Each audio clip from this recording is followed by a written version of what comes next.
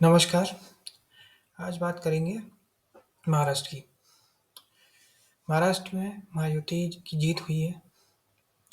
अब ये कयास लगाया जा रहा है कि देवेंद्र फडणवीस सीएम बनेंगे। हालाँकि मुझे ये लगता है कि नीतीश कुमार को जैसे 2005 में सीएम बनाया गया था, वैसे ही एकनाथ शिंदे को सीएम बनाया जाएगा और देवेंद्र फडणवीस को या तो केंद्र में दिया जाएगा या फिर उप मुख्यमंत्री ही बनाया जाएगा। क्योंकि राजनीति में लोग सरपंच की पोजीशन भी किसी के लिए छोड़ते नहीं हैं। इसलिए इसमें भी यही होगा। अब प्रश्न ये है कि शरद पवार कह रहे हैं कि हम फिर से घर पे नहीं बैठेंगे, हम लोग और कोशिश करते रहेंगे। तो उसके लिए पार्टी का संगठन होना ज़रूरी है। पुरानी वाली जो एनसीपी थी, उसमें कोई जो संगठन था वो वेस्टर्न महाराष्ट्र के बाहर का था ही नहीं। आप देखिए कैसे सिर्फ 50, 55, 60 सीटें पे ही ये खुद को चाणक्य बताते थे। एक इमेज बना दी थी, हर जगह पे मीडिया में अपनी हवा हो गई थी। तो ऐसा नहीं हो सकता है कि आप सिर्फ वेस्टर्न महाराष्ट्र से ही पूरा महाराष्ट्र जीतोगे। और इस बार तो हो सकता है वेस्टर्न महाराष्ट्र में भी कुछ खास ये लोग कर नहीं पाए, एकदम कोलैप्स कर गया है। तो महत्वाकांक्षा होना ज़रूरी है, लेकिन महत्वाकांक्षा के लिए आपके पास वोटर बेस भी होना ज़रूरी है, जो कि आज की डेट में शरद पवार के पास नहीं है। उनको मेहनत करनी पड़ेगी, नए कार्यकर्ता जुटाने पड़ेंगे, नए नेता जुटाने पड़ेंगे और जो आपके पास विधायक हैं, तो उनकी संख्या बहुत ही कम है। तो उसके लिए हो सकता है कि ये विधायक भी कुछ समय के बाद भाजपा ही जॉइन कर लें। क्योंकि जब सत्ता में आते हैं लोग, तो जैसे गोवा में हुआ है कि 15 विधायक थे, पहले 17 थे, फिर 2 छोड़ के गए, फिर 15 में से 10 विधायक कांग्रेस के भाजपा में चले गए और फिर गोवा कांग्रेस जो है वो पूरी तरह से खत्म हो गई। त्रिपुरा में पूरा जो कैडर है कम्युनिस्ट पार्टी का वो भाजपा में चला गया। पूरी बंगाल में कम्युनिस्ट पार्टी का पूरा कैडर जो है वो टीएमसी के पास चला गया। इसी प्रकार से अब कांग्रेस के साथ और शरद पवार की एनसीपी के साथ ये सब होने की संभावना है। और कांग्रेस तो वैसे भी कोई खास लीडरशिप है नहीं। उद्धव ठाकरे की शिवसेना भी कुछ खास कर नहीं पाएगी। आदित्य ठाकरे को जिता दिया है, वो भी मनसे की हेल्प से। अगर वो नहीं होते तो वो वीरेंद्र देवड़ा एक तरफा जीतते। अब आगे जो सरकार बनेगी उनके लिए नई नई चुनौतियां हैं। फिर से शरद पवार मराठा आरक्षण के लिए कुछ प्रोटेस्ट करवाएंगे। फिर से कुछ ना कुछ जातिवाद पे होगा। फिर से ब्राह्मण विरोधी होगा। अगर देवेंद्र फडणवीस सीएम बन गए तो फिर उनके ब्राह्मण होने पे टारगेट किया जाएगा। जो विपक्ष है वो ब्राह्मण भ्रमण करेगी, मनुवादी करेगी। तो वो एक अलग समस्या रहेगी। दूसरा, किसान पे जो कर्ज की मार है वो अब भी है, अब भी वो परेशान है।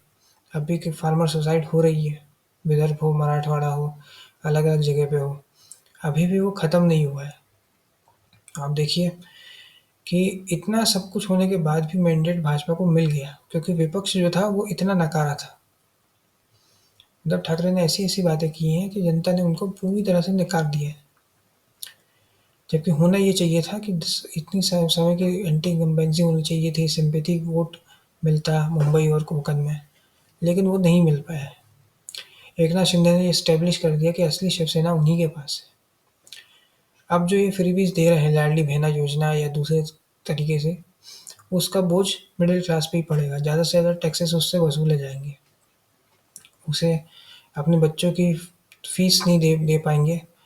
वो जो है टोल टैक्स भरेगा, वो दूध, पनीर जैसी चीज़ों, मूलभूत चीज़ों पे भी टैक्सेस देगा, क्योंकि उसके एस्पिरेशंस होते हैं। उसे मल्टीप्लेक्स में मूवी देखना रहता है, उसे बाहर घूमना रहता है। गरीब के नहीं रहता, गरीब कोई भी काम कर सकता है। गरीब को व्हाइट कॉलर जॉब का कीड़ा नहीं है। गरीब रिक्शा भी चला सकता है, गरीब ठेला भी लगा सकता है। तो यहाँ समस्या ये है कि लोगों की एक्सपेक्टेशन बहुत हाई है और अगर आप उस एक्सपेक्टेशन पे नहीं खरा उतर पाए, तो वही होगा जो कर्नाटक में आपके साथ हो चुका है, जो हिमाचल में हो चुका है, जो अलग-अलग जगह पे हो चुका है। और कास्ट एक फैक्टर रहेगा ही। अगर देवेंद्र फडणवीस को सीएम बनाया तो उनकी आइडेंटिटी से के ऊपर विपक्ष उनको टारगेट करेगा ही करेगा। और आम आदमी जो मिडिल क्लास है, उसको तो सड़कें भी अच्छी नहीं मिल रही हैं, उसको टोल टैक्स अलग से देना पड़ रहा है, विभिन्न तरीके के टैक्सेस देने पड़ रहे हैं। और जो बाहर से आए हुए लोग हैं, उनकी एक और अलग समस्या है। छठ पूजा और दिवाली पे जो है वो कैसे ट्रैवल करना पड़ता है, वो तो आप देख ही रहे हो।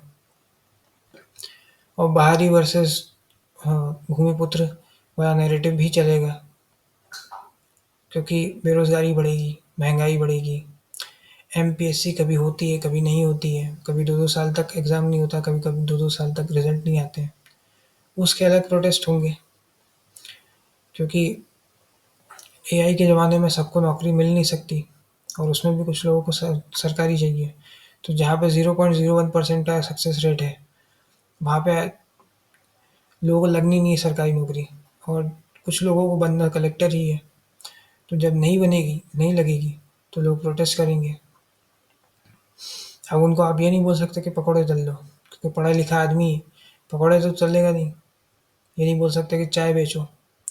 अब उनको ये नहीं समझाया जा सकता कि एजुकेशन सिस्टम ही इतना घटिया है कि उससे नौकरी नहीं लग सकती, बट लोग नहीं समझने वाले।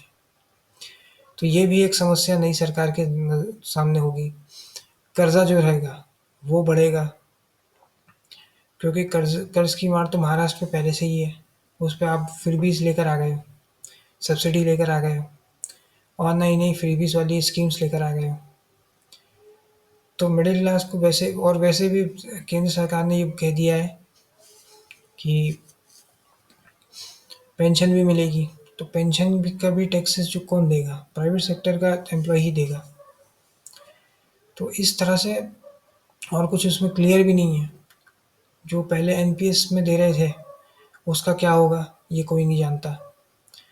अब जो यहाँ ये चीज़ सिस्टम बना है, ये भी कैसे वर्क करेगा, ये इसमें भी लोगों को क्लैरिटी नहीं है। अगर हो सकता है कि इससे फिर रिलेटेड कोई 10-15 साल बाद कोई घोटाला आ जाए, तो वो पैसा कहाँ कैसे देगी सरकार? क्योंकि क्लैरिटी कुछ भी नहीं है। और ये दो धारी तलवार है कि आपने सरकारी वालों को तो दे दिया, प्राइवेट वाले जो है वो क्या करेंगे? और प्राइवेट वाले वोटर नहीं है। मिडिल क्लास आपको आंख बंद करके वोट डालती है, तो आप उन पर टैक्सेस लगा लगा के उनकी हालत खराब कर दो। और ये भी देखना होगा कि माइनॉरिटीज़ ने कितने वोट दिए हैं, क्योंकि माइनॉरिटी के लिए तो भाजपा बहुत बढ़ चढ़ के काम करती है, लेकिन माइनॉरिटी इनको कभी भी वोट नहीं डालती है। ऐसे अनेकों वीडियो आपको मिल जाएंगे जहाँ पर माइनॉरिटीज़ खुल के बोल रही है कि इन्होंने ये किया, लेकिन हम तो वोट नहीं डालेंगे, हम भाजपा को कभी वोट डालेंगे ही नहीं। तो ये समझने वाली बात है कि अपने कोर वोटर के लिए आप क्या काम कर रहे हो। मदरसे को पैसा दे रहे हो, वो अच्छी बात है, वक्फ बोर्ड के लिए कर रहे हो, अच्छी बात है, लेकिन आप भाजपा के लिए क्या कर रहे हो? और भाजपा जो है अपने कोर वोटर के लिए क्या कर रही है? अब ये रहेगा कि जो लोगों के एक्सपेक्टेशंस हैं, वो अगर फुलफिल नहीं हो, क्योंकि महंगाई बहुत तेज़ी से बढ़ रही है, टैक्सेस बढ़ रहे हैं, तो मिडिल क्लास को जीने में बहुत समस्या आएगी, क्वालिटी ऑफ लाइफ उनकी गिरने वाली है। और वो लोअर लेवल के काम नहीं करने वाले, जो उनके हिसाब से लोअर लेवल के जो काम छोटे होते हैं, उनके हिसाब से। तो वो झाड़ू पोछा नहीं करने वाली है, वो लोगों के घरों में कुक नहीं बनने वाली है, और पैसा इन्हीं के लोगों को मिलेगा। डिमांड वर्सेस सप्लाई का खेल है। हर महीने 10 लाख लोग जॉब मार्केट में एंटर करेंगे, तो उनको रहना रेंट पे ही पड़ेगा। अब ऐसे में वो कुक लगवाएंगे, वो रेडी पे खाना खाएंगे। तो जो ऐसे लोग हैं, जो कुक हैं, जो झाड़ू पोछा करते हैं, उनको पैसा, अच्छा खासा पैसा मिलेगा। कारपेंटर, इलेक्ट्रीशियन, प्लम्बर, ये वैल्यू बढ़ेगी। और जो जॉब व्हाइट कॉलर जॉब करते हैं, उन्हें एआई बहुत आराम से रिप्लेस कर सकता है, और नहीं भी रिप्लेस करेगा तो भी सैलरीज उतनी तेज़ी से नहीं बढ़ेंगी जैसे पहले बढ़ती थी।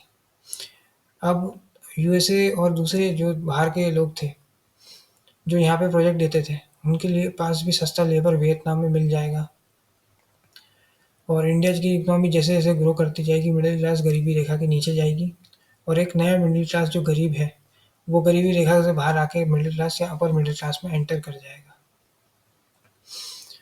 तो अब देखना ये होगा कि ये मिडिल क्लास कभी कुछ बोल पाएगा, या सीधे-सीधे उसकी क्वालिटी ऑफ लाइफ सफ़र कर जाएगी, वो गरीबी रेखा के नीचे चले जाएगा। अब 60 प्लस वाले बंदे जो तो समझ नहीं सकते हैं, वो लोगों को समझाना बहुत मुश्किल है, क्योंकि उन्हें पेंशन मिल रही होती है, उन्हें कहीं घूमना-फिरना है नहीं, घर उन्होंने ले लिया है, बच्चों की पढ़ाई उनकी हो चुकी है, बच्चों की शादी हो चुकी है, तो उनके खर्चे उतने नहीं हैं, तो वो पेंशन में अपना जीवन काट लेते हैं। इसलिए उनकी सोच हमारे से मैच नहीं करती है और उनको समझाना भी कभी-कभी बहुत ही मुश्किल है। बहरहाल देखना होगा कि महाराष्ट्र में ये नई जो चुनी हुई सरकार है, ये कैसे जनता के मुद्दों को हैंडल करती है या सिर्फ जुमलेबाजी करती है। आज के इस वीडियो में इतना ही। अगर ये वीडियो आपको पसंद आया तो वीडियो को लाइक करें, शेयर करें और चैनल को सब्सक्राइब करें। धन्यवाद।